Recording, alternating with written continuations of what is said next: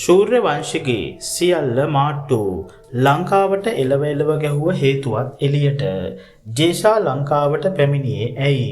ඇමරිකාවේදී බෝල පළමින් wicket කූරු කඩමින් වැඩ පෙන්නන අපේ දස්සා. ඉතින් ශ්‍රී ලංකාව සහ ඉන්දියාව අතර පැවති අවසාන මහා තරඟයේදී ඉන්දියානු කණ්ඩායමේ වයස අවුරුදු 15ක් වන ශූර්ය වංශ විසින්ම වාර්තා පිට වාර්තා තබමින් වේගවත් අර්ධශතකයක් ලබා ගැනීමට සමත් වුණා. ඒට හේතුව ඊට පෙර තරඟයේදී ශ්‍රී ලංකා කණ්ඩායම සමග ඇති කරගත් වලියට රිටර්න් එකක් දීම වශයෙන්ුයි ඇතමුන් පෙන්වා දුන්නේ. සමාජ මාධ්‍ය තුල ඊට හාත්පසින්ම වෙනස් වූ රාවයක් පවතිනවා.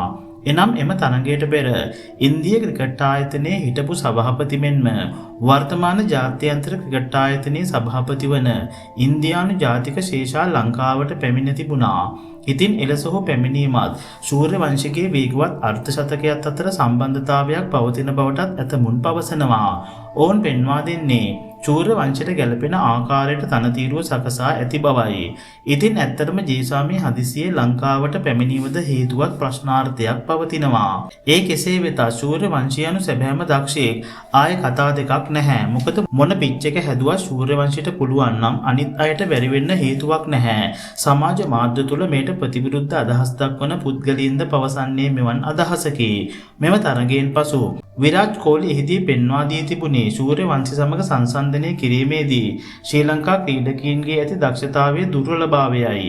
තවද ඇමරිකාවේ මේ දිනවල පැවැත්වෙන මේජර් ක්‍රිකට් ලීග් තරඟාවලියට සහභාගී වී සිටින ශ්‍රී ලංකාවේ එකම පිතිකරුවෙක් පමණක් වන අතර ඒ හදවතේ 나යකයා වන දසුන් ශානකයි. ඉතින් පන්දුවෙන් මෙන්ම පිත්තෙන්ද එම ලීගේ වැඩ පෙන්වන දසුන් ශානක පසුගියදා තරඟයේදී පන්දු 12කදී නොදැවී වේගවත් ලකුණු 36ක් රැස් කර ගැනීමට සමත් වුණා. ඒ සමගින් ඔහු එම තරඟයේද ජයග්‍රහණය කරවා තිබුණා.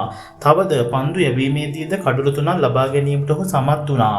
ඉතින් ඇත්තටම පන්දු 11කදී ශූර්ය වංශී වේගවත්ම සතකය ලබා ගත්තේ ජේෂා ශ්‍රී ලංකාවට ඇවිත් ඔහුට ගැළපෙන විදිහට තනතිරුව සකසා දීපු නිසාද? ඔයාලටත් හිතන දේ කමෙන්ට් එකක් දාගෙන යන්න.